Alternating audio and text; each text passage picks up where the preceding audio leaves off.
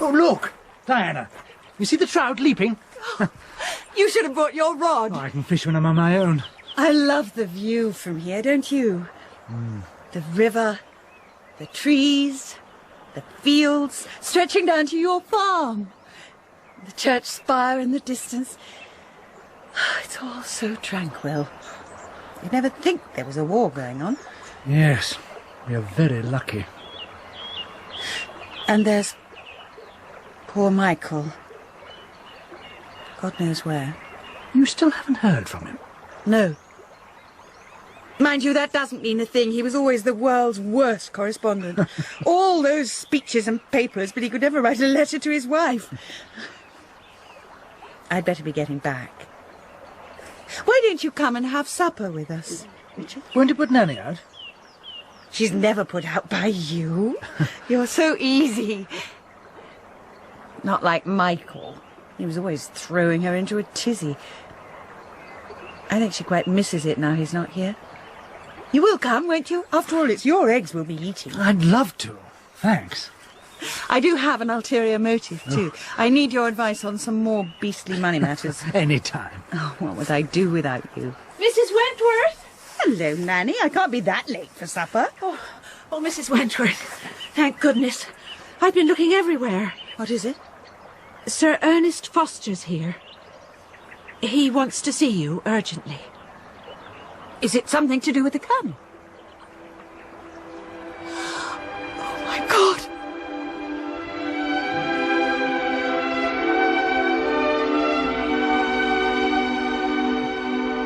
The Years Between, by Daphne du Maurier.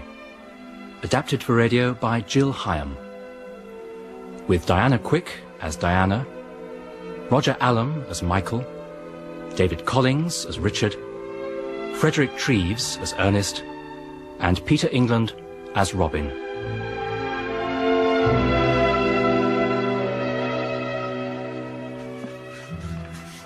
Ah, Mediterranean Sea. Well, strain your eyes in that dark corner, Robin. Put away your book, there's a good boy. Do the blackout while I lay the tea. It's too early yet. Nan, Yes? is the Mediterranean really as big as it looks on the map? Well, you're the one at school. You should know better than me. It looks enormous here. I'm sure an aeroplane wouldn't have much chance of being found once it was forced down. Help me get the tea now. I've managed to get honey as a treat. Come here, Sandy. You're not going indoors. There's Uncle Richard. Hello, Uncle Richard. Hello there. No, Sandy, not with all that buttons. Now, lie down. Lie. I said lie. Lie. Good boy. The magic touch. So, what have you been up to, young Robin? I've had a cold. Hello, Nanny. Good evening, Mr. Llewelyn. Nanny wouldn't let me go out, or I'd have come over to the farm. Have you come for tea? If Nanny has any to spare. Of course. Go and wash your hands, Robin. Yes, Nanny. And close the door. We don't want any drafts. Mrs. Wentworth not back yet? No, sir. She said she'd take the 3:10 and trust to getting a taxi at the station. No news, I suppose. No, sir. Was she expecting to hear anything in London? I don't know, sir. She said so little to me. Well, you know how she's been ever since she heard. Yeah. Sort of shut up in herself. And I think how she's lived for the Colonel all these years. I'm sorry. I know how you feel, Nanny. But you mustn't give way. The house would fall to pieces but for you. It's the way it happened that made it seem so dreadful. The plane crashing and no trace found. I know. It's all been such a strain on her. And Robin's not himself. I wish to heaven I could do more to help. Oh, but you do, sir. Just knowing you're there means so much to Mrs. Wentworth. She was saying so the day she went to London. Was she? People know where they are with you. Thank you, Nanny. I must get your tea. Nanny, Yes, sir? I want you to feel, if you're ever worried about Mrs. Wentworth or Robin, you can call on me. Thank you, Mr. Llewelyn. The Colonel never spoke to me that way. Not all the time I've been with him. But then he is a gentleman of moods. Do you think there's any hope, sir? Very little, I'm afraid.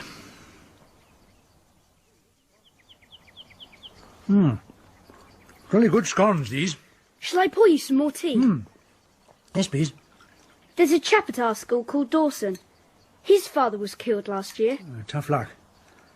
I say, it's getting a bit dark, isn't it? What about the blackout? You do that one, I'll do this. Uncle Richard? I've decided not to go into the army after all. Oh, why's that? Well, I never wanted to, really. But Daddy was so keen being in the regiment that I felt I had to. Now I can do as I like. Well, there's plenty of time to decide these things. I don't suppose Mummy would mind. She only agreed with Daddy because she had to. There's heaps of things I'd like to do that I've never had a chance to up to now. Fishing, for instance. I'll take you sometime if you like. Would you? Perhaps you could teach me about farming too. I might decide to farm like you. Delighted, any time. I'm glad your leg kept you out of the army. Thank you. She's back. Hello, darling. You're awfully late. Oh, blame the railways. Is your cold a bit better? It's gone completely. Only Nanny won't believe me. Hello, Diana. Richard, how lovely. I was hoping you'd come. Oh, dear, how I hate train journeys these days. What did you do in London? Were there any bombs? No, Did you go to the house and hear any debates? not this time. The postman is a great one for politics. He says nothing will ever be the same when the war's over, that everyone will have lost so much and gained so little. I say, Robin, do me a favour. Take Sandy into the kitchen and give him a rub down. He's too filthy to bring in here. All right, I'll feed him too. Sandy, come on, boy. There's a good boy, come on. I think the postman was right, don't you? Nothing will ever be the same again. But I wish he wouldn't put it in such a depressing way. He's a depressing sort of chap. I suppose we'll all get a little harder and more bitter as the war goes on. Already people have altered since last year. There's not that defiant gaiety there used to be when the bombs were falling every night. It's all become a drab routine. Well, that tends to happen, you know. Danger is a great stimulus. We shouldn't need a stimulus. We ought to feel that kind of inspiration all the time. Diana, did anything happen when you were in London? Why do you ask? When you went away last Friday, you seemed so lost and helpless. And for the past 3 months you've been like that. Ever since you got the telegram. But now, tonight, although I know you're dog-tired, there's a different look about you. Here we are. Nice pot of tea. Oh, thank you, Nan. Drink it while it's hot now. Yes, I will. You're right, Richard. I feel different. I've made a decision. I'm going to stand for North Alsea in Michael's place. Don't look so shocked. I'm sorry, but... You don't think I'm capable of doing it? No, it's not that. Ernest, Foster and the others are very keen. They say I'm practically certain to be returned unopposed. You remember Michael's fantastic majority. I don't think you'll find any difficulty in being returned. What then? Are you sure Michael would have approved? But of course. That's what decided me. It's for his sake I'd be doing it. I know what he meant to you, Diana. What he'll always mean. I've lived here long enough to know you never thought about yourself, or even Robin very much, only of Michael. He was the centre of the world you created for him, and now that world has crashed. Do you really want to take his place? Isn't that something he might have misunderstood? Resented even? You think I've suddenly become ambitious, I suppose. That I want some sort of reflected glory. No, of course I... Well, you're absolutely wrong, Richard. I've never had any kind of personal ambition. I never wanted to be anything more than a background for Michael, ever. Now, as for taking his place, that would be impossible. I wouldn't even try. Then why? So that he won't be forgotten. Oh, don't you see? This way I can follow his views, his ideals, as closely as possible. I've thought of nothing else all this week in London. It's not a sudden, reckless impulse or some kind of dope to stop me thinking. You don't believe me, do you? I can see it in your face. It's not that. Oh, answer it for me, would you? Hello, the old manor? Yes, she's just come in. Who is it, please? Oh, hold on, I'll get her. It's Ernest Foster. Oh, he said he'd ring to confirm things. Oh, Lord, what shall I say? Shall I ask for longer to think it over? Or say I've changed my mind? Or what? Tell me what to do, Richard. I can't advise you, Diana. It's something you have to decide for yourself.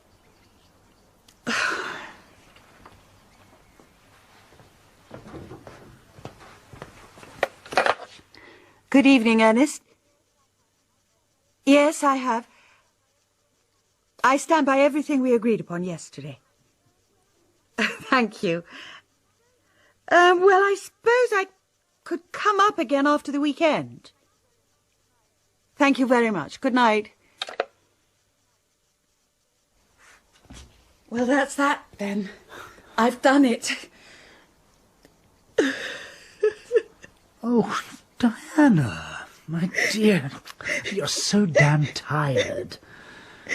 It was true what you said. I'm not doing this for Michael's sake. I'm doing it for myself. No. I am. You were right about Michael. He's been my whole life. These last few months have been hell. And then, up in London, I suddenly realised my life doesn't belong to him anymore. It's mine. I can do what I like with it. And, oh, Richard, I suddenly felt free.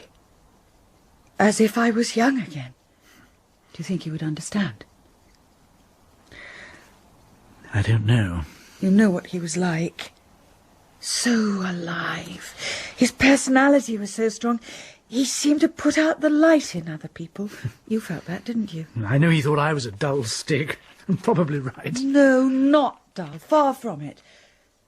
But Michael, in spite of his brilliance, had a funny sort of childishness about him at times. He needed so much love and understanding. You were happy with him, weren't you? Happy? I don't know. I've never thought. What I was feeling never seemed to matter. It was just Michael. His needs, his comforts. I was thinking just now when Nanny brought in the tea, how he would have hated our pigsty way of living. We still had staff when he went away, and now Nanny cooking and me making the beds. He'd have a fit. You won't be able to make beds when you're an MP. Oh, yes, I shall. And if I can't, I shall ring up the farm and ask you to leave your old pigs and do them for me. I'm going to need your help, Richard. Badly. Are you? You know, I've no head for business or anything like that. You'll have to look after all my money affairs while I make my speeches. And you'll have to help me write them, too. And if the hecklers throw dead cats, you'll have to rescue them. What a prospect. The post. All right, Mummy, I'll go. Thank you. One for you. A printed one. Official paid. What does it say? It's nothing. Just the telephone account. I'll go and finish feeding Sandy then. You will help me, won't you, Richard? I'm not sure I can do it on my own.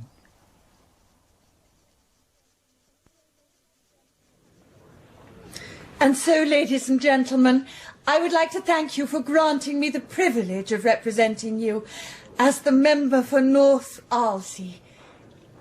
I promise you that I shall do my utmost to carry on the torch that my husband lit, and to work as he did, to make not only this constituency, but the whole country a better place to live in.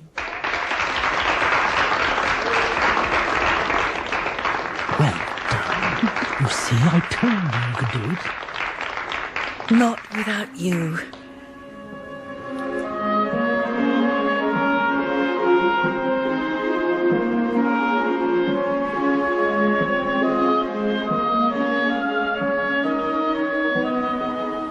For our aim is to create a unified educational system that will cater for boys and girls of all ages and backgrounds. The very young will be looked after in nursery schools. The school-leaving age would be raised to 15, and part-time education in county colleges would continue until the age of 18.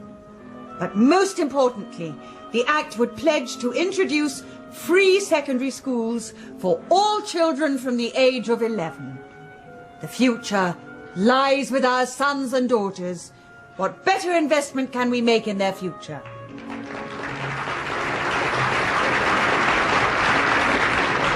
Congratulations, my dear. Thank you. You're really making your mark. How proud Michael would be.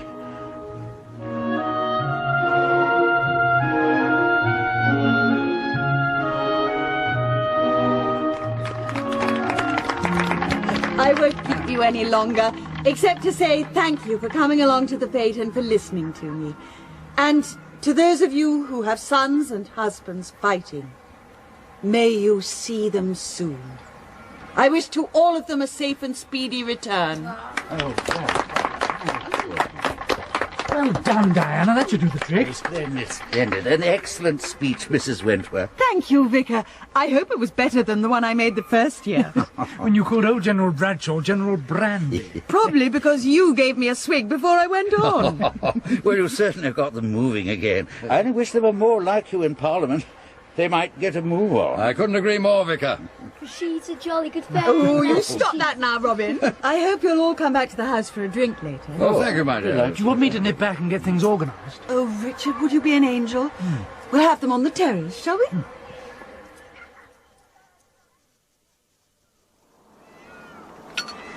I can recommend this sherry here, Sir Ernest. Yeah, sure can. Pass the cigarettes round, would you, Robin? You know, Diana preached a sermon for me last week. Church was packed, just like the cinema on a Saturday night. Matins at 11, featuring Diana Wentworth. The trouble is that she's gone and spoilt the form for me. No one will ever listen to a word I say again. That's what the postman said to Nanny. Oh, good heavens, look at the time. I really must go. I have a choir practice in exactly 10 minutes. Oh, thank you so much, Diana. Let me see you out. I bet the trout are rising. Are you a fisherman, young man? Rather. Richard taught him. He's become an enthusiast. May I run down now?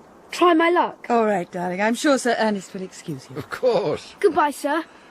Goodbye. They grow up so fast, don't they? Terrible. 12 last month. So, no more meetings for a month, eh? If you're sure you can manage without me. We can't, but we shall have to. Richard is a lucky man. What exactly are the plans? We're going to get married very quietly in London, and then just have a fortnight in Scotland. Richard can't leave the farm any longer, and I must be back for the conference. Well, my very best wishes to you both for the future. I'm sure you'll be very happy. So am I. And how does young Robin feel about it? We haven't told him yet. No one knows but you and Nanny. But there'll be no problem there. He adores Richard. I'll get it, Diana. No escape for the famous? Will Mrs. Wentworth open the new hostel for paralytic parsons next week? No, she will not. Will Sir Ernest take a personal call? Can't she leave you in peace for a day? I told the floozy not to ring me in business hours. It's a man, actually. Take it on the study extension, if you like, Ernest, so no one will hear your guilty secrets. If every cabinet minister led as blameless a life as I do. The gossip columnists would have nothing to write about. Tired? Bit. I'll stay awake a moment longer. I've something for you. Mm-hmm. It's a pre-wedding present. Oh, Ricky. Now, close your eyes and I'll put it on. There. It's beautiful. Where did you find it? Just a little shop. Thank you, darling. Why do you spoil me so? You know perfectly well why. Oh, it'll be so lovely in Scotland. Just the two of us. But I give you warning.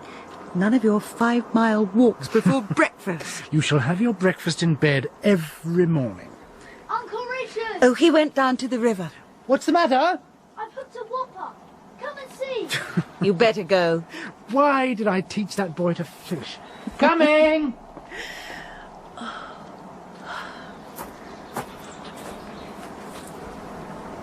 Hello, Ernest. Has something happened? Yes. They've been trying to get us for hours. The telephone must have been ringing while we were all at the fete. I think you should have another drink, Diana. Oh, it can't be that serious. I'm afraid it is. Here, What is it? drink that. For God's sake, tell me. I don't know how to. Is there a government crisis? It's not a political crisis. It's a personal one. I'm afraid you and Richard won't be able to go away. Does it, Ernest? Now listen to me, my dear. That was my brother John on the telephone. He's the one who was in command of the destroyer Valiant. He was speaking from Portsmouth. They docked there 5 hours ago. I still don't see what They have with them on board someone who wants to see you. Someone who was picked up by John's ship from an isolated spot near the German coast, and who, for the last 3 years, has been making his way through occupied countries, while the world believed he was dead. Michael. Yes. John says he wasn't hurt. Not injured in any way, though God knows what he's been through. He's just completely exhausted. The only thing he craved was sleep. He was still asleep when they docked at Portsmouth. And as soon as he woke, he asked for you. Michael. John has got him ashore now with the C&C at Portsmouth. He wants us to motor down there tonight. Oh, Ernest. My dear, I wish I knew what to say to you. You know, I'm a very old friend of you both. The thing to cling to is that Michael is alive and well. Yes. I expect you'd rather be alone for a while. Please. Well, take your time. No need for us to start for an hour or two. That is amazing, Rob. Oh, my God.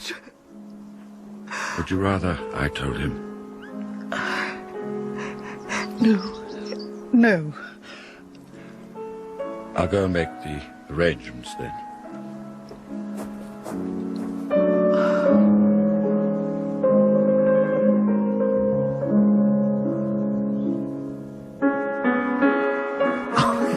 I don't believe it. It's a champion. How much do you think it weighs? Oh, it's 3 pounds at least. Here's Mummy. Come and see what I've caught. Blow me, the young blight has landed the biggest fish. What's happened? I need to talk to you, Richard. What's the matter, Mummy? Go along, Robin. Leave us alone. But... Do as I tell you.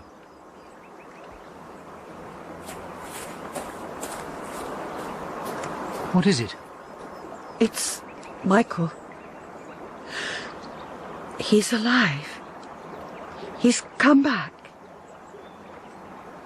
What? They found him somewhere near the German coast. He's not wounded or anything. He's come right through Europe from... I don't know. I couldn't take it in. No. They want me to go down to Portsmouth with Ernest tonight. Yes, of course. He'll come back, expecting to find everything the same. He'll want his home again. All the things he loved. Yes. He mustn't be worried about anything. He'll need peace and quiet. We must keep it from him about you and us. He must find everything unchanged, mustn't he? If you think that's for the best. I can't go through it alone. You'll help me, won't you? Please, Ricky. Please. You know I will. You'll have to be at the farm, of course, for the time being, until we can make plans. He'll expect to find you here about the place. It'll seem quite natural that you've been helping me. I can explain how wonderful you've been over business matters and everything, and how you've helped Robin. Robin. Someone's got to tell him.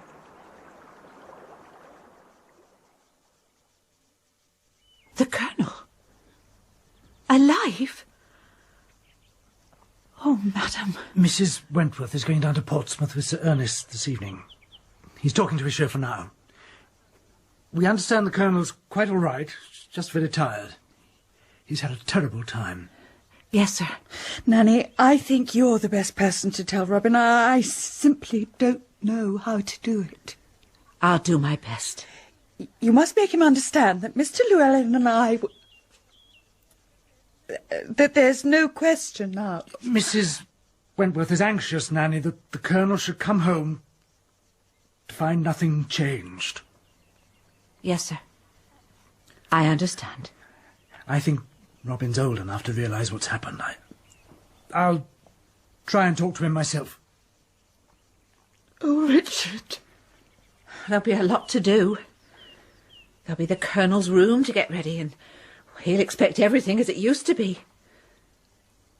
Oh, Mr. Llewelyn. Madam, I'll do everything I can do to help. Would you answer it, Nanny? Say, I can't take any calls tonight. Yes, madam. Thank you. Hello? Hello? Who is it? I can't hear you. It's a trunk call, madam. Hello? Yes, it is. One moment, sir. It's him. The Colonel. I'd better leave. Richard! No.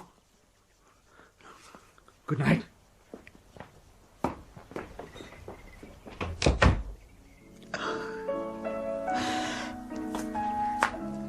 Hello? Michael? Oh, Michael. Darling.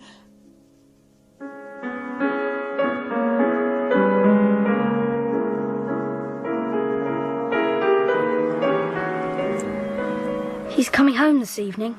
I know. Your mother telephoned. It was on the wireless, about him escaping through all those enemy territories. Did you hear? Yes.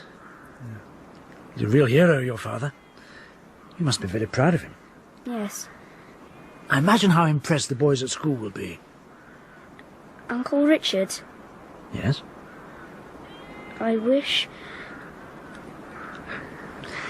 I know, Elsa. I don't want things to change. They're bound to, Robbie. Will you still come and see us? Your father will want to be alone with Mummy to begin with. But you and she will still be friends, won't you? Of course, but that'll be different. She won't need me so much now. It's not going to be easy for any of us. Your father's going to have a lot to adjust to as well. But we must try to help each other through. Can I still go fishing with you? Is everything all right? Where's Robin? I think he's over at the farm. We left the Colonel at the gate. He wanted to walk up through the woods, though I tried to persuade him not to. The doctor wanted him to stay longer, but he insisted on coming home at once. That's only natural, isn't it? Oh, Nan, he looks so strained and tired. I brought down some extra groceries and I managed to get some wine. I tried to get the room right, but somehow... Oh, that is good of you. He hasn't asked any questions about his home, us, anything at all. And he's told me nothing about himself. The doctor said he was suffering terribly from reaction. More than anything, he must have peace and quiet. He won't be worried from the village. I've seen to that. And I believe the vicar said a word in church yesterday. Mr. Llewelyn was here earlier. He said if there was anything you wanted him for, anything special, he'd come over, but he wouldn't be coming otherwise. He didn't leave a letter? No, Mum. Oh, these came this morning. A poor postman could hardly walk up the drive. They're mostly for you, but there's a few for the Colonel. Messages of congratulation, I suppose. They'll all have to be answered too. You'll have to get Miss Jameson down from London to do that. Miss Jameson? Oh, I'd forgotten for the moment I had such a thing as a secretary. Does the Colonel know about you being a member of... No, Not yet. Oh, excuse me, madam. Is this box to go in the kitchen? Oh, yes, please. Nanny, this is Venning, the Colonel's new servant. He joined us today. Good evening. Good evening. We should be able to manage all right, then. I have Mrs. Willis coming in every morning, and she's promised to come in during the evening for an hour to help with the washing up, but I don't suppose she will. I dare say Venning will help with that, too. Oh, yes, madam. Well, come along, then. Nanny will show you to your room, and then we can open the groceries and the wine. If you'd like to follow me.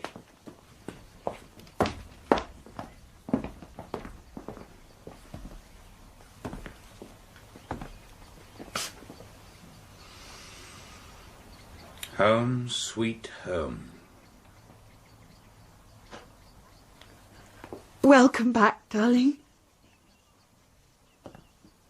All right. Not too tired. Where's the old cabinet? What? Oh, we had it moved out of the way upstairs. It seemed to take up so much space. Altered the room somehow. Odd. And the table has been shifted too, hasn't it? I don't think so. I used to imagine this when I was out there. All seemed so clear and distinct. There were always roses in a white bowl. There's the bowl. But alas, no roses. I'm afraid I've had to let the garden go. Thompson was called up. I'll have the old cabinet moved down in the morning. Good. And now I come to think of it, that table isn't right. We used to have the flap up. No, don't bother. It doesn't matter. Oh, you've overdone it, walking up like that. Put your feet up and relax a little. Oh. Would you like your dinner in bed tonight? God, no, I'm not a blasted invalid. The doctor said you needed all the rest you could get. Doctors are a bunch of fools and hypocrites. All I need is this. Where's Venning? Unpacking your things. Do you want him? I thought he might open that case of drink. Oh, Nanny and I can do that. Nanny? Lord, I was forgetting her. She's been absolutely splendid. Turns her hand to everything. I don't understand this servant business. Why can't you pay them more? It's not a question of money, darling. They've all been called up. Well, Venning will do the dirty work. Venning? Venning is upstairs. Can I do anything? Nanny. Welcome home, sir. Return of the soldier. And all the trumpets had sounded for him on the other side. How are you, Nanny? Very well, thank you, sir. He hasn't changed much, has he, madam? A little thinner, perhaps, but otherwise just the same. Yes, just the same. Only rather more difficult than before. You can't be a fugitive for 3 years and get away with it entirely. No, sir. Half-starved I was most of the time. Practically naked. Oh, Michael. No, why, I'm not going to force my lurid tales upon you. I'll save them for the House of Commons. As Colonel Wentworth walked into the Strangers' Gallery, cheers echoed from end to end of the historic building. Or didn't they? All right, Nanny, would you go and open that box of wine in the kitchen? Yes, madam. Poor Nanny.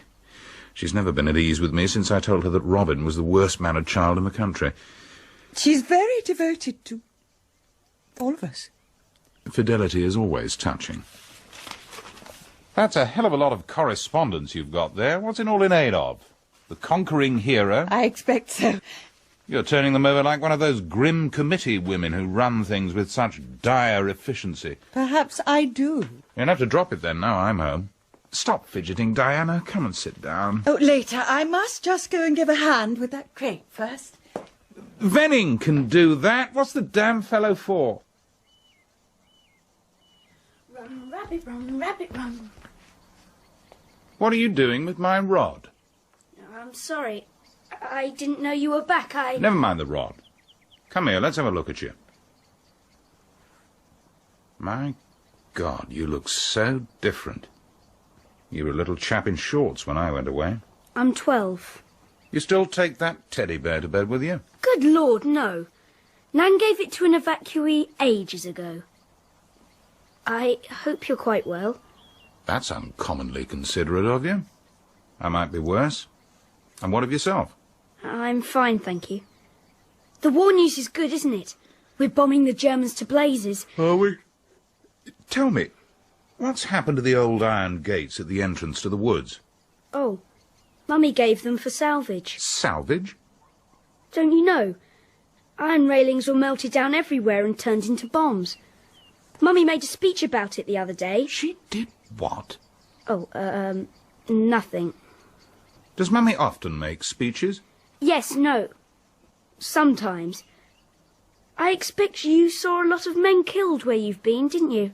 I saw a hell of a lot who'd have been happier killed. But tell me more about the iron gates. That's much more important. I don't really know anymore. I think I'll go and see what Mummy's doing. Mummy went to see what Nanny was doing. I expect they're seeing about supper. It's made a bit of extra work, you see. You're coming home. I'm sorry. Oh, careful. Sorry. Where shall I put the drinks, sir? Oh, stick 'em anywhere. Move that junk off the table. Have you come across an old brown velvet jacket hanging in the wardrobe upstairs, on the left as you go into the room? There's nothing hanging in any of the wardrobes, sir. No, I suppose there wouldn't be. Shall I pour you one, sir? Yes. Thanks. And can you pass me those letters on the side? Will there be anything else, sir? You might ask Nanny if all my clothes were given away. Yes, sir. Let's see now. Colonel Wentworth, Mrs. Wentworth, MP. Mrs. Wentworth, MP. Diana? Diana! I'm sorry about your brown jacket. Venning just asked me. You see, there were all these bombed people, and we Never mind the jacket. What is it? Is this true? Mrs. Wentworth, MP. Yes.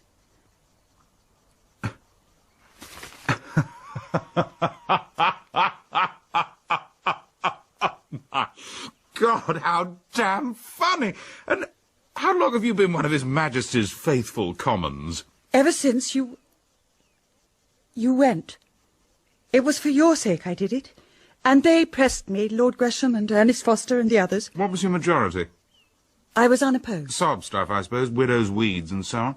Perhaps. My husband gave his life for his country, and for those of you who hold his memory dear... Please, Michael. Well, isn't that the line you took? It never fails. You're angry. Why should I be angry? It's the funniest thing I've heard in ages. I told you when you were sorting through those letters that you look like a woman who sits on committees. What a shot in the dark. Michael, darling, of course it's a surprise to you. It was to me. I never thought for a moment I was capable of carrying out the work I do today. What else have you achieved besides giving away my gates for salvage? The gates? Oh, the salvage drive is just a local thing. No, I mean work in the house. We got the education bill passed. I was on the committee and they used one or two of my suggestions. My, oh, my. It will have a tremendous effect on the schools. They're considering a form of national service, too. Are they indeed? And we're hoping to get the housing bill through during the next session. Oh, Michael, the things I've learnt. The living conditions we've allowed to exist all these years. And yet we call it a civilized country. So it is. Damned civilized compared to the countries I've come from. Yes, but that's different. Is it? Go on. Tell me more about your housing bill. I have the report somewhere. You shall read it after supper.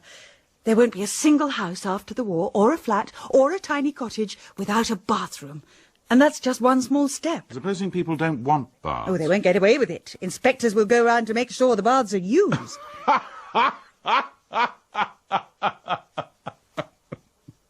You think it's a waste of time, I suppose. None of it keeps you happy in your monkey house. I'm sorry. I didn't mean to hurt you. Just that I've been living all these months in such a different world. I know. I do understand. No, you don't. I told you just now that when I was out there, I used to imagine this house, this room. I saw nothing changed. And I'm not the only one. All those ordinary chaps, they want to come back to the life they knew. Pint of beer in the pub, pictures on a Saturday night, the woman they love. They don't want to come home to conscription bills and compulsory baths. Oh, I've described it all so badly. No, too well. But, Michael, you wouldn't have us put the clock back and return to where we were before. Why not? I thought we were fighting for a new world. Was the old one so bad? Well, I don't know. But I think we all feel rather differently about it here at home. Safe in an English churchyard snore the businessmen who won the war, while by the foreign seas they crossed it, happens lie the men who lost it. Oh, Michael, I wanted your homecoming to be so peaceful. And now I've spoilt it for you. Now I'm to blame. I might have known the picture couldn't quite come true. The iron gate's gone, and the roses, and Robin a schoolboy in long trousers. Let's forget all about it, shall we? Will you also forget that I'm a Member of Parliament? You enjoy it, don't you? Yes. Yes, I do. What is it, Venning? The nurse wishes to know about the time for dinner, madam. Tell her we'll be ready in half an hour. I never used to eat this early. In those days, Nanny didn't have to act as cook as well as everything else. It suits us better this way.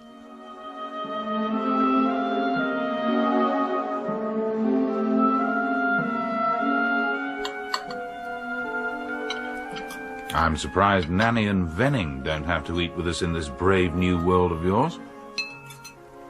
Of course not. Thank God for that. All I want is to be alone with you. Yes, darling. You won't mind Robin, though. He eats supper with me as a rule. So long as he goes to bed directly afterwards. I say, this chicken's good. It came from the farm. Old Richard's still in charge there? Yes. How is he? Very well. Not married or anything? No. I'm surprised. I'd have thought one of those buxom land girls would have snapped him up by now. Well, they haven't.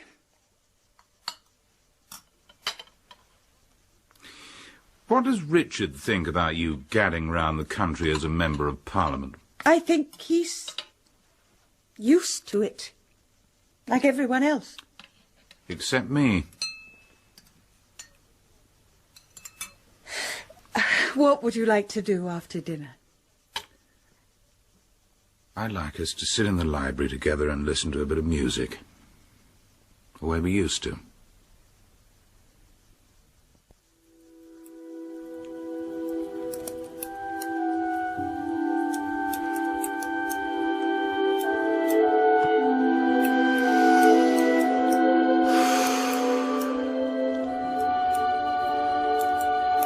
Where's that tapestry work you used to do? I gave that up a long time ago. It was so restful. Yes, but it wasn't any use to anyone. This is a balaclava helmet. I have a working party in the village, and everything goes up to a central depot. It's truth.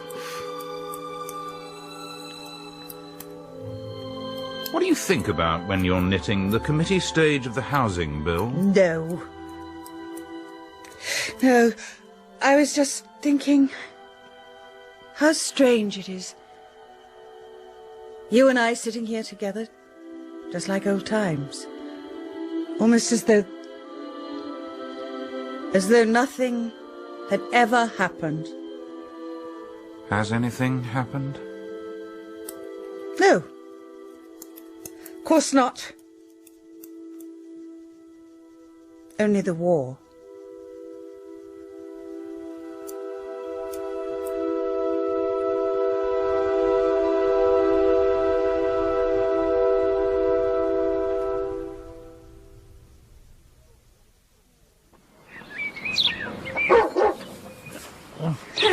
Hello, boy. No, stop that. You'll knock me over. Hello, Robin. Just in time to help me muck out the pigs. Terrific. I've got a note for you, from Mummy. Here. Thank you. And she says, why haven't you been to visit us? I've been pretty busy.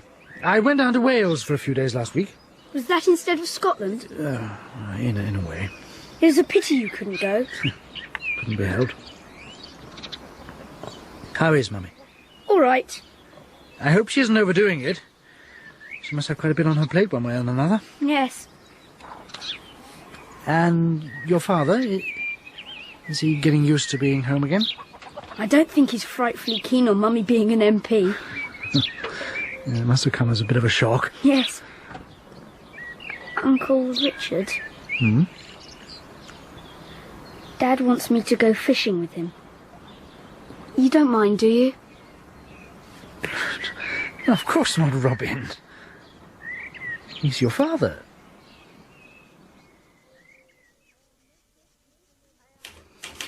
I am most grateful for your message of congratulation on my husband's miraculous return.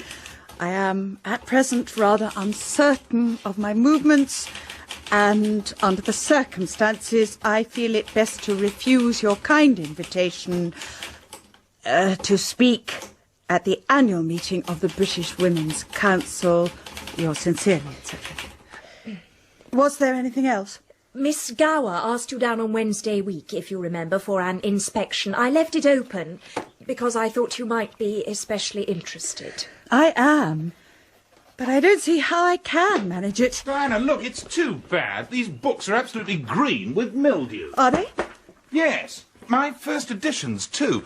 And where the devil do you think I found them? In an old box in the garage beside a lot of junk. Oh, darling, I'm terribly sorry. I'll go through all of them later. But I must get through these letters first. You say that every morning, and yesterday you went through till lunchtime and then dashed off to some totally unnecessary meeting in the afternoon. It wasn't unnecessary, Michael. It was very important. A lot of women yattering about nothing at all. Your wife is a very busy person, Colonel Wentworth. You've said it, Miss Jameson. So damn busy she hasn't time to look after her home or her husband. Oh, go ahead, both of you. Don't mind me, I won't interrupt your affairs of state.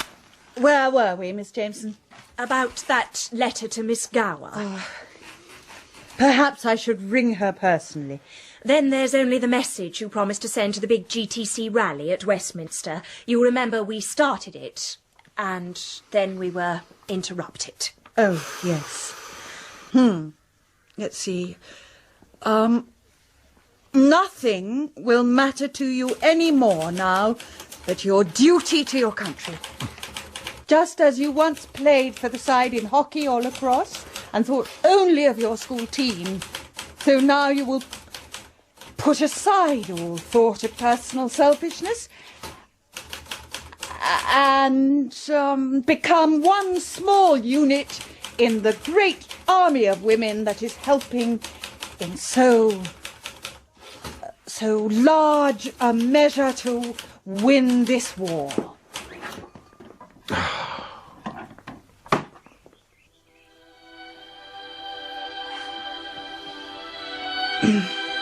The girls of today are the women and mothers of tomorrow. Much of the responsibility of today will rest upon your shoulders. We none of us want to return to the slack, go-as-you-please Britain that existed before the war. But side by side with our menfolk... Michael, please, it's impossible to concentrate. Will you repeat that, Miss Jameson? Side by side with our menfolk. We shall build a saner, stronger Britain, where slackness and inefficiency will not be tolerated. where everyone will work for the community. And our children will be brought up to service, duty, and obedience to the state. Christ, what an outlook. Who do you say is going to listen to that tripe? The Westminster division of the Girls' Training Corps. You mean to tell me that old Gresham and Ernest Foster and the rest talk that language too? What's wrong with it? Before I left this country, I remember making a speech in the House about freedom. The right for every man to think for himself, choose for himself, and do as he bloody well pleased. I understood that was what we were fighting for. So it is? You could have fooled me. I think, Miss Jameson, we'd better leave this until tomorrow. I've spoilt your train of thought. It doesn't matter. Oh, but it does. Those girls are the women and mothers of tomorrow. You mustn't keep them waiting. Goodbye, Mrs. Wentworth. How many words per minute, Miss Jameson? 65. Admirable efficiency.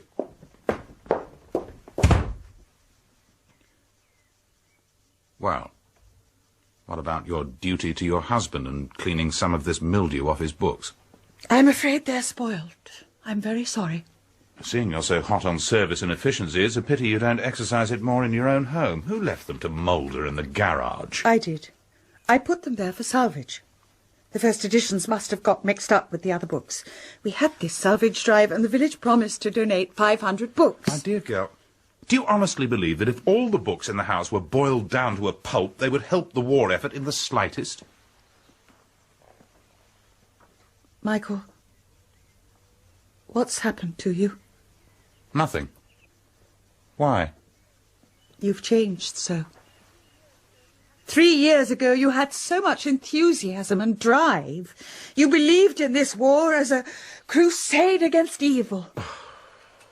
And now that it's nearly over, you make a mockery of everything. You say I've changed. What about you?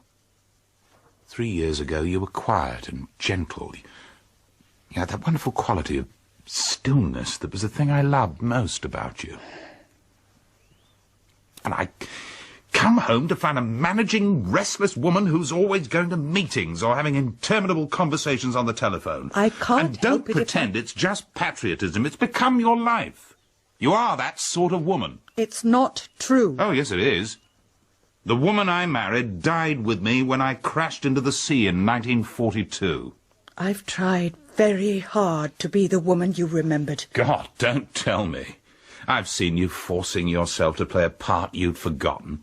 Not only you, but Robin, Nanny, the house itself, plunging back into a past that none of you wanted.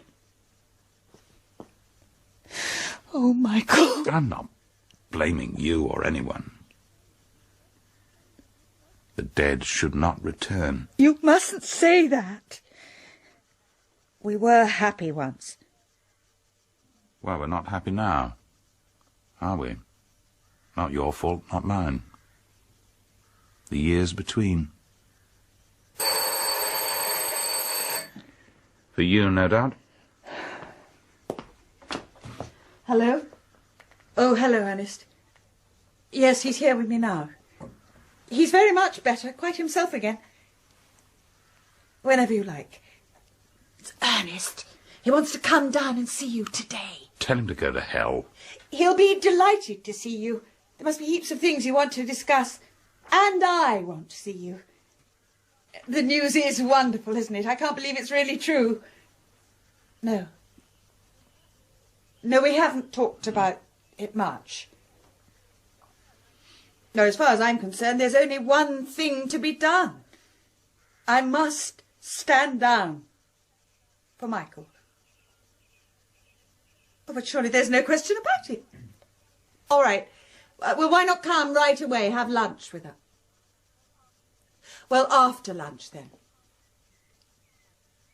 Fine, we'll see you later. Bye, Ernest. What exactly were you saying to him? What I feel is right. You must go back to the Commons where you belong. And I shall return to the home I seem to have neglected. When did you first think about this? Directly you came back. No, I'm lying.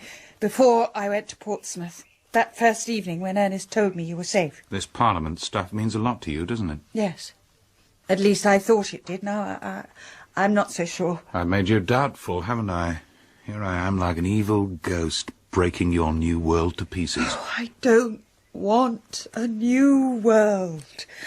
I only want the people who live in it to be happy. With compulsory baths, compulsory babies. You deliberately misunderstand everything I try to tell you. Perhaps I do. Perhaps because I want you still and quiet like you were before. I want it to be winter and the curtains drawn, with you there on the sofa doing some tapestry and Robin asleep upstairs with his teddy bear. The old world for which I fought and did not die. I failed you when you needed me most. Would you really stand down for me? Chuck politics aside and be the one I knew? If it would only make you happy. Yes. But would it make you happy, too? Look who's come to visit me at last. Richard Coeur de Lion. Greetings. Michael, it's good to see you in one piece. Hello, Diana. Why the devil haven't you been to see me before? I've been pretty busy, I'm afraid. The fact is, Robin was over at the farm and he fell into the stream. I ran him a bath and wrapped him up, and I came over for a change of clothes.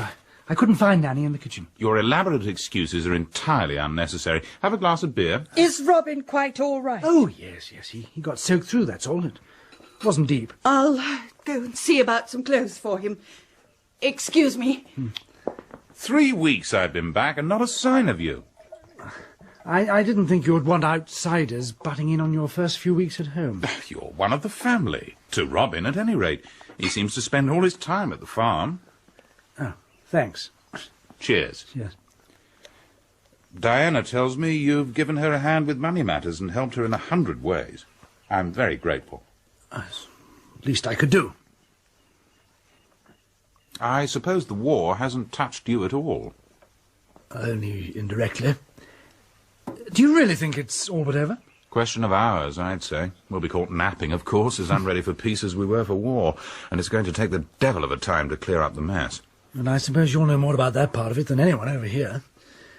Our people will listen to you, won't they? The soldiers have done so already. I don't give a damn about the politicians. Take a pew. Thank you. You know, what impressed me enormously was the work of the underground movements.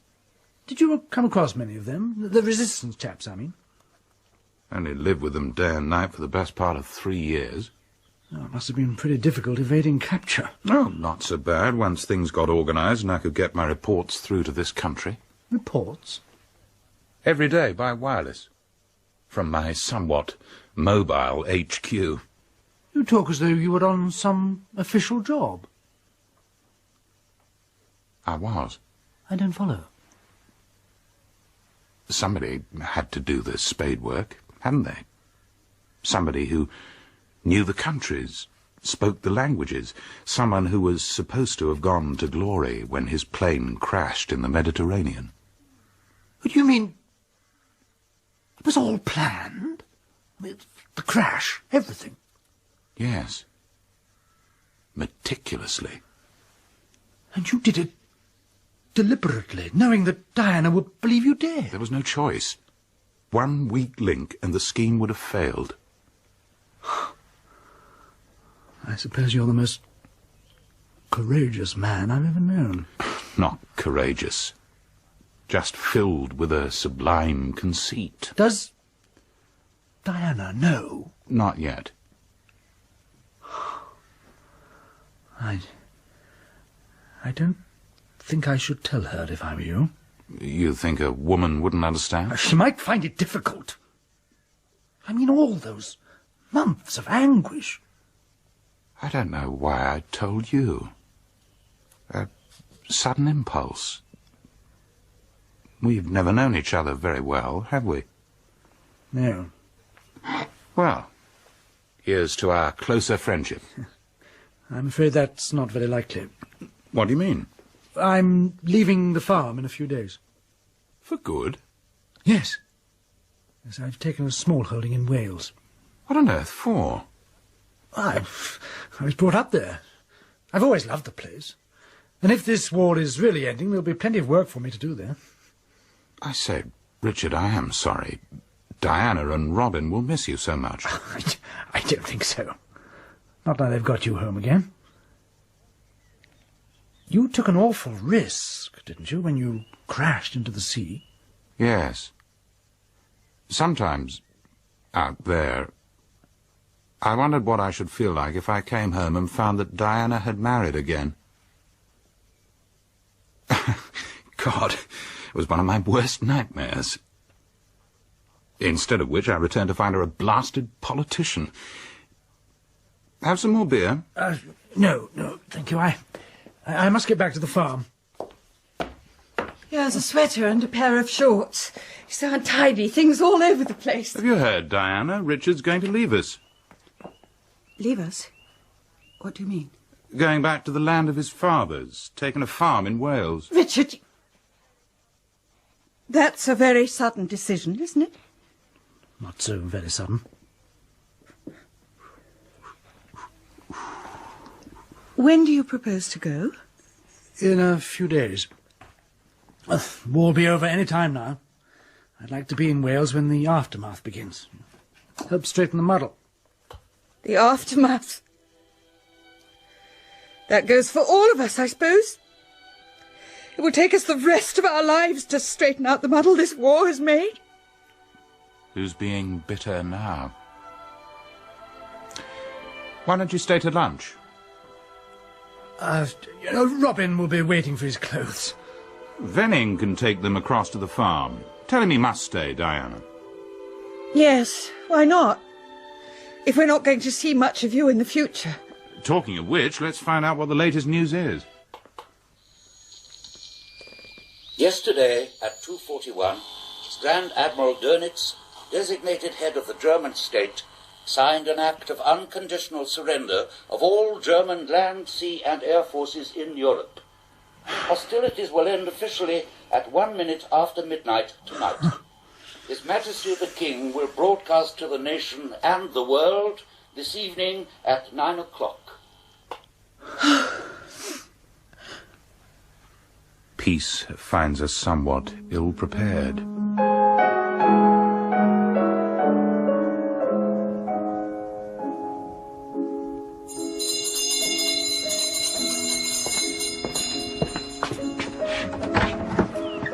Good afternoon, Venning. Oh, Sir Ernest. I'm rather early. I expect the Colonel is still having lunch. They're just finishing, sir. May I take your coat? Oh, thank you. Wonderful news, isn't it, sir? All over at last. Yes, indeed. Now the real work begins. That's true. How do you find the Colonel, Venning? Oh, up and down, sir. He has his bad days. Still, he'll be able to put all that behind him now. Tell them I'm here, would you? I won't disturb them. I'll wait in the library. Yes, sir. My dear Ernest, why the Gestapo entrance? Come along and have some cheese and coffee. Cheese and coffee be damned. Don't you know the war's over? I had heard. Besides, I want to talk to you before seeing Diana. I'd better shut the door, then. You're looking better. More like your old self again. Perhaps to you, not to others. The war has been a strain enough for all of us. But for you it must have been intolerable. On the contrary, responsibility sat very lightly on my shoulders. Michael, I was only told the whole story of what you did a couple of days ago. At first, I could hardly believe it. I'm not surprised. It was a crazy thing to do. Perhaps. But your work has helped us to achieve victory 6 months earlier than we expected. And now it's only a question of putting out the flags. But for those who really know, the work has only just begun. Well, what is it you wanted to see me about? The reward for my labours? Are you about to hand it to me on a silver salver? You know perfectly well why I've come. Yes, damn you. It's no use, Ernest. I'm not going back again. It's someone else's turn. But you know what's needed in Europe, Michael. Better than anyone over here. You spent 3 years living close to the people, looking at the world with their eyes. Yes. 3 years they can't give me back. You're not the man to shrug your shoulders and leave them alone now the fighting's over. Aren't I? That's where you're wrong. I've lost 3 years because of the people of Europe. 3 years and a lot more besides. Now I'm going to make up for the time I've lost. I want to get to know my wife and son all over again. I want to rebuild my own home, and to hell with other people. Of course, if you feel as strongly as that, there's no more to be said. God knows, after what you've been through, you have a right to put your family first.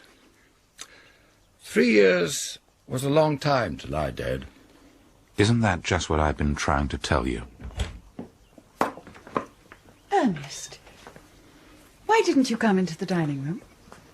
What are you two discussing so secretly? A matter of national importance, which has been badly received. You sound very solemn. Do I come into it? My beloved wife, Ernest, feels the safe seat of North Arlesey rocking from under her. I must admit her political position is unique. Who do you think is the legal member for North Arlesey? Hello, Sir Ernest. Colonel Wentworth, believed by the constituents to be lying peacefully under foreign waters, or the charming and conscientious wife who succeeded him? What's your opinion, Richard, as one completely unbiased? Surely that's a matter for you and Diana to discuss together. What a model of discretion, no taking sides. What an agreeable companion you must be.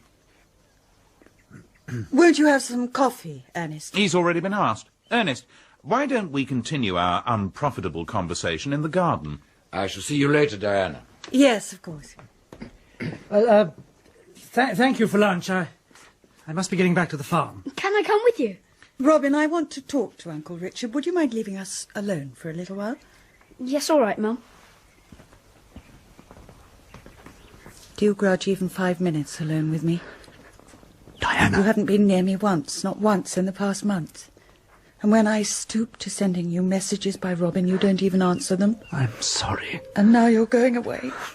What else can I do? Don't you love me anymore? Love you?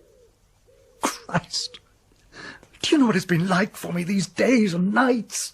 Oh, Ricky. Dad, can we go fishing tomorrow? Yes, bring your own rod. You see, that's why I have to go away. Don't let's pretend to one another. Do you want me to visit you when Michael's not there, to meet you secretly in the woods? Do you want me to be that sort of man? I don't know. I can't go on like this any longer. Oh, my love. I've tried so hard to be the same for him, the one he wants, the one he used to know. But it's no use. I'm not that woman anymore. But he loves you. Even so. I'm not even sure of that. He's so different, so bitter and strange. Oh, I know he's been through hell, and I shouldn't criticise, but none of our interests are the same. None of our thoughts. We're just not in tune anymore.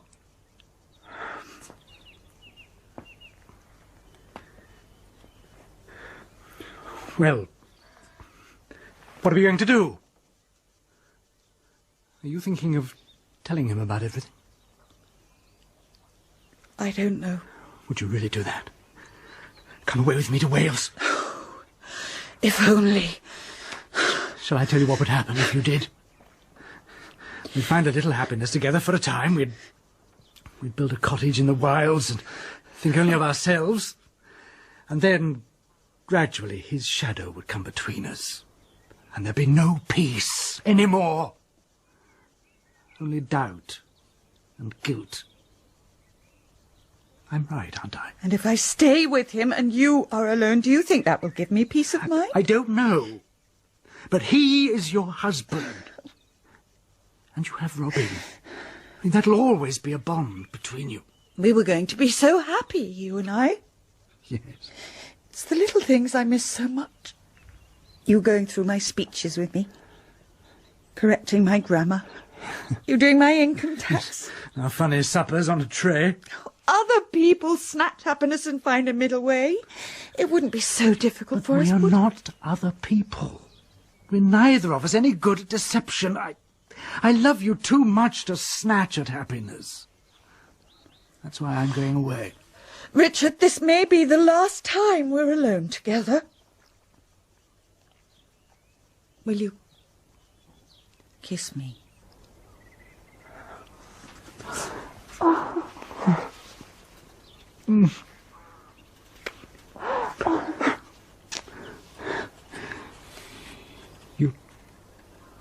You do know how much I love you. Yes. I'll go out the back way.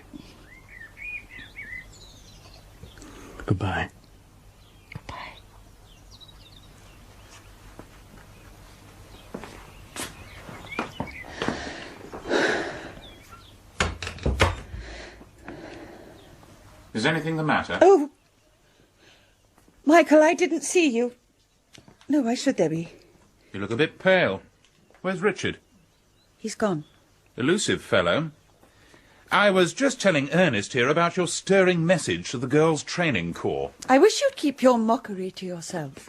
Here we are, Ernest.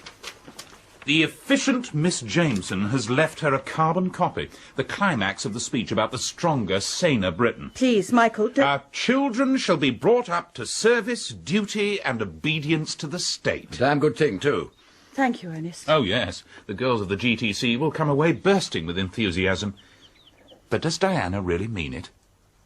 Are any of us here prepared to sacrifice ourselves to service, duty, and obedience? Sometimes there is no alternative. Rubbish. There is always an alternative. We can throw our cap over the mills and say to hell with this. Isn't that so, Diana? I don't know. Wouldn't you like to try? Just as an experiment? For months I've been trying to persuade Diana to run away with me, but alas, she will insist that members of Parliament don't do these things. But I don't intend to be a Member of Parliament much longer, as I've already told you. Now Michael is home, I've no right to the seat at all. There'll be a general election in a few weeks anyway. You know, Ernest, her face alone is good for a couple of thousand votes. No, Michael, I'm serious about this. Ernest, you believe me? Of course I do. But I assure you the people of North Owsley would far rather be looked after by you than this madman. Anyway, he tells me he's going to forsake public life and take his ease. He turned down my proposal before I even made it. And what was your proposal? Ernest and his fellow conspirators want me out of the way again. He's come down to offer me a job, which I declined to take. What kind of job? A kind of benefactor come policeman. Won't you tell me the truth, Ernest? He's talked in riddles ever since he came back. I know nothing of his life these past 3 years except what I've read in the newspapers. He doesn't want to tell me about it. Too many ghosts looking over my shoulder. Perhaps Michael wants to spare you the history of his 3 years, Diana, just as you might want to spare him yours. Anyway, you can take from me that your husband is one of the bravest men alive. Oh, no, he's not. He's an almighty coward. He's so afraid of being hurt that he would like to walk the world blindfold with his fingers in his ears. Michael! Hello?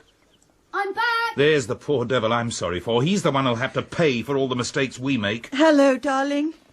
Come on in, Robin. Ever drunk champagne? I don't think so. Well, we're going to drink it now. Venning? Champagne at 3 in the afternoon. What better way to bring in the peace? Yes, sir? Venning, I found a bottle of champagne in the cellar and stuck it in the study. Bring it, and glasses too, for us and for yourself and Nanny. Oh, thank you, sir. We're going to drink to the future, Robin, and rejoice that your father is with us again. And your mother is going to be the first woman Prime Minister. Oh, Ernest. Where's Uncle Richard? He went back to the farm. He ought to have been here. To drink to the future, too. Is this right, sir? Bollinger 28. Couldn't be more right. Come in, Nanny. I know you're teetotal, but I want you both to join us in a glass of champagne in honour of the occasion. Thank you, sir. Wonderful sound. Isn't this the stuff people drink at weddings? Yes, that's right. And occasionally at funerals of the better sort, when the deceased is safe beneath the ground. Has everyone got a glass? Yeah. Yes, sir. Well then, to your brave new world, Diana.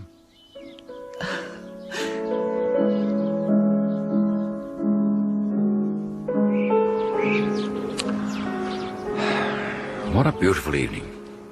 A fitting one for peace. The birds think so, too. More coffee, Ernest? No, thank you. Oh, you mustn't let me forget the time. I've got to drive back to London before dark. Can't you stay and hear the church bells? They're all going to ring again tonight, before the 9 o'clock news. Ours are going to ring in the village here, aren't they, Mummy? Not like on Sundays. No, the genuine peal like we had before the war. Do you remember when we last heard that, Diana? No, when was it? That Sunday in September, before war was declared. We went to church together. You were wearing a blue check suit. Suddenly the siren went. You put out your hand to me. It was in the middle of the creed. Yes. I remember now. A long time ago, that. Anyway, you both came out of it unscathed. Oh, yes. We were the lucky ones. come and show me the blue border, Diana, and we'll pretend the war never happened. Alas, the blue border went a long time ago. There's a lot of beetroot there now. Why don't you take a look at that? Why not? Matter of fact, I've become rather addicted to beetroot. Ugh, I hate it. I think I might go and sort out the rest of my books. Do you want me to help you, Dad? No, it's all right. I might go over to the farm then. See what Uncle Richard is doing. How do you feel about him going to Wales? It's rotten. I'm sure he doesn't really want to go. The farming's not half so good there. You like him, don't you? You bet. He taught me to fish. With my rod. We didn't know you'd be coming back. No. That must have made rather a difference. It'll seem strange without him. Though lately, of course, he hasn't been here like before. Before I came home? Well, yes. Yours wasn't such a bad war, was it, Robin? We had a bomb once, half a mile away. There's an enormous crater still. I wasn't thinking about bombs. Yes. Tell me something, Robin. What plans did you and Mummy have for your Easter holidays? If I hadn't come home. Oh, I was going to stay with Dawson. That's a school friend of mine, for part of the holidays, while Mummy and Uncle Richard were... Yes? It's all right, you can tell me. Were in Scotland. Scotland? Whereabouts? Some little cottage Uncle Richard had taken. They were going to do all the cooking themselves. Their Mummy had to be back before the 29th because of a meeting in London. And we were all three going to the flat to have a week doing theatres and things before I went back to school. I'm sorry I spoilt the plan. You couldn't help it. Run along to the farm now. Are you sure you don't want me to help with the books, Dad? I don't think I'll bother with them after all. I'll see you later then.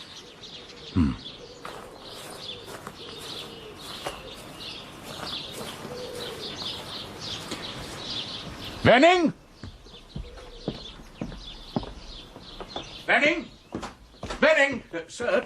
I shall be going up to London this evening with Sir Ernest. Will you pack a suitcase with my pyjamas, shaving kit, usual things? Sir. And I shall want you to travel up by train in a day or two. I'll let you know what I need. Sir? All right, Venning. I suppose we'll have a national government for the next few years. The country won't be prepared for such violent changes all of a sudden. We'll see some new faces, I dare say, which will be quite a good thing. I'm getting tired of a lot of the old ones. No one's going to start a revolution. What about me? Well, you're not in the running, Michael. You've opted for peace and quiet. I've changed my mind. What do you mean? The starving millions want a leader to take them into the land of promise? Very well. I take back my refusal. Ernest, your offer is accepted. This isn't a joke, is it? I was never more serious in my life. I shall come up to London with you tonight. I must go and see to things. What's he talking about? I had a feeling he wouldn't back out of it. What is it you're asking him to do? The government want him back in Europe, but this time in the political field. There's no one better equipped for the job. I still don't understand. Is it really true you knew nothing of your husband's work all these years? What work? How much do you know? Only what I've read in the papers. What else is there for me to know? Very great deal. Michael was in touch with our people over here from the very first moment he landed in Greece. What? Yeah. He's been in contact with them by wireless for the past 3 years. He built up a secret organization, people who watched and waited and sent messages to him from the occupied countries. It was those people in the Balkans, Holland, Belgium, who helped our armies on the continent, all due to Michael's help. Michael did that? With the risk of exposure and death hanging over him day and night all that time. When did you find out? Only a few days ago. His identity was known only to 1 or 2 people, certainly not to an ordinary politician like myself. Like you and like all his friends, I believe that Michael Wentworth crashed into the sea in 42 and was drowned. You mean it was all a blind? Yes. How could he have been so cruel? The best soldiers have always fought the hardest wars. How could he leave like that? smiling and cheerful, knowing what he was going to do. He happens to be rather fond of his country too, Diana. Oh, you believe that? You think he gives a damn? You've heard him laugh at all the things we've been trying to do here at home. Do you think he cared for one moment? Or cared whether I broke my heart or married another man? Oh, my dear. I do want to love him as I loved him before. You're very unhappy, aren't you? Yes. There's a terrible conflict in your mind.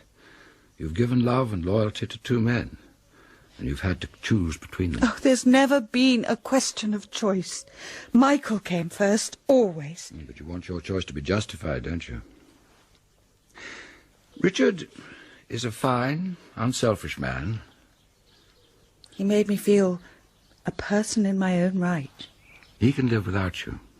Michael can't. He's managed well enough for 3 years. Don't you see? That's the only thing that kept him sane. The thought of you and Robin and all this.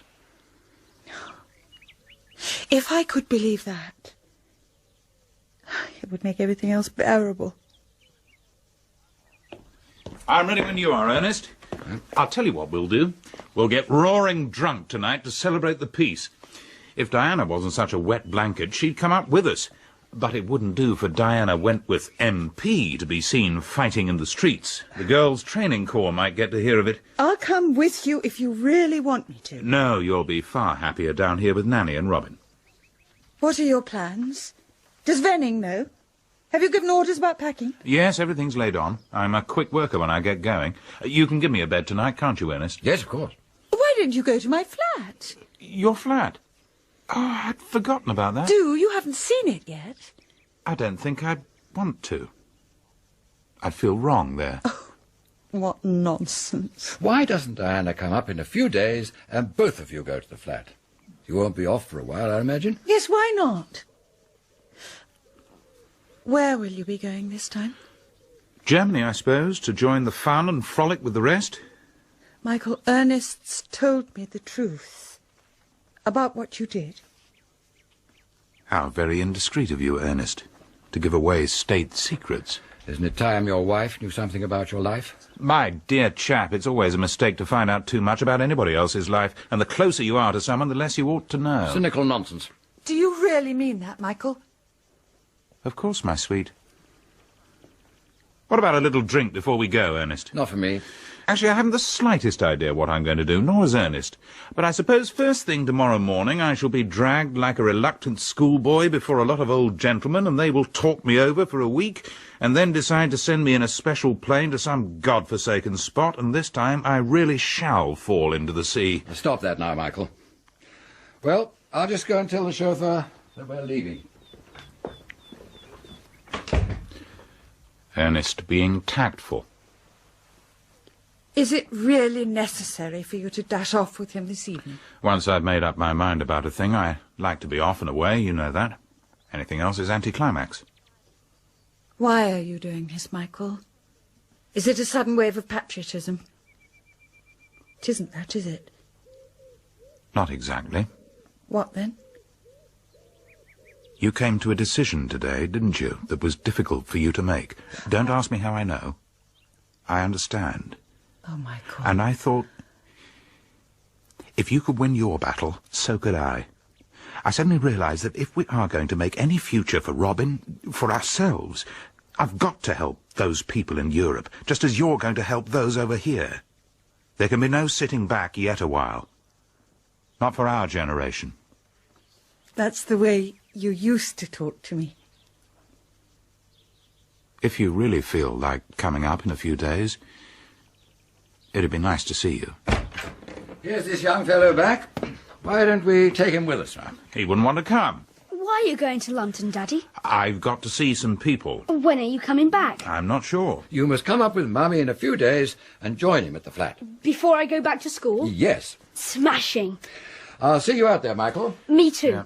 What's the fastest your car's ever done, Sir Ernest? About 60 miles an hour. Don't come out. I hate anyone waving goodbye from a doorstep. It gives one such a feeling of finality. There are so many questions I haven't asked you. I wouldn't bother if I were you. Will you promise to tell me next time you pretend to plunge into the sea and drown? Next time I'll take you with me, and we'll make a proper job of it. I believe you enjoyed it, Michael, and never thought of me at all. I didn't think of anyone. You remember the Irish airman? I quoted him to my sergeant pilot before we crash-dived. Nor law nor duty bade me fight, nor public men, nor cheering crowds. A lonely impulse of delight drove to this tumult in the clouds. Good night, my darling. Good night.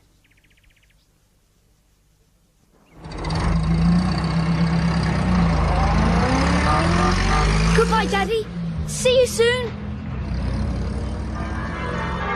The bells! Mummy!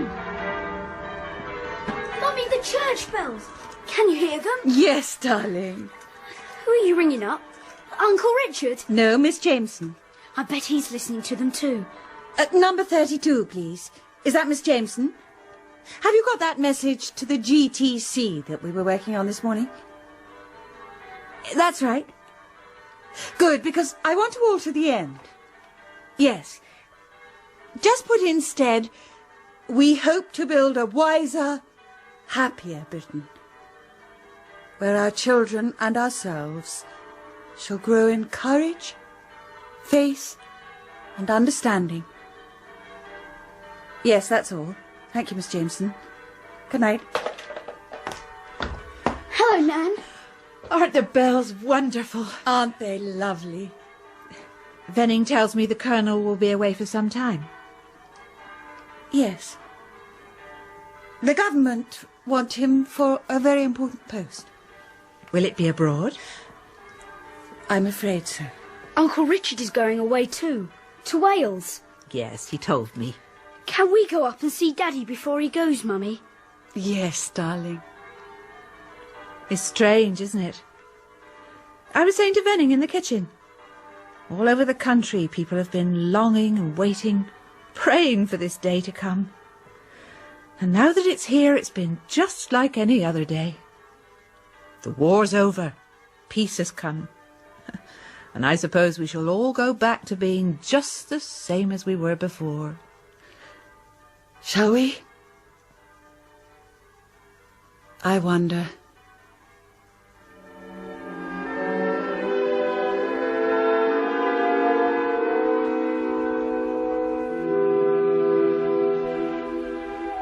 The Years Between by Daphne du Maurier was adapted for radio by Jill Hyem. Diana Wentworth was played by Diana Quick, Michael Wentworth by Roger Allam, and Richard Llewelyn by David Collings. Sir Ernest Foster was played by Frederick Treves, Robin by Peter England, Nanny by Tessa Worsley,